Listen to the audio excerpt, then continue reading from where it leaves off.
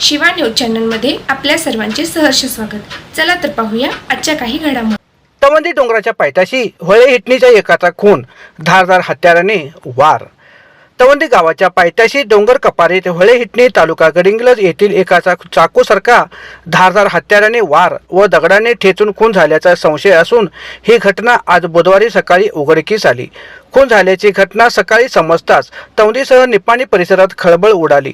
मोहम्मद शमशेर खलीफ वय 50 असे मृताचे नाव आहे। मिळालेल्या प्राथमिक माहितीनुसार तवंदी डोंगराच्या कपारीत काही स्थानिक नागरिकांना पुरुषाचा मृतदेह पडून असल्याचा दिसला। त्यांनी तातडीने या घटनेची माहिती निपाणी ग्रामीण पोलीस प्रशासनाला दिली। माहिती मिळताच निपाणीचे सीपीआय BS तळवार, ग्रामीण फौजदार शिवराज नायकवडे यांच्यासह पोलीस फौज फाटा घटनास्थळी दाखल झाला। घटनास्थळाची पाहणी केली असता 50 वर्षीय इसमाचा खून झाल्याचे लक्षात आले।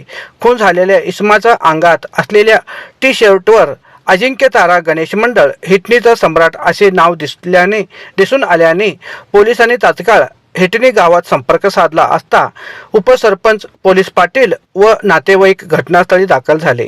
त्यामुळे मृताची ओळख पटली।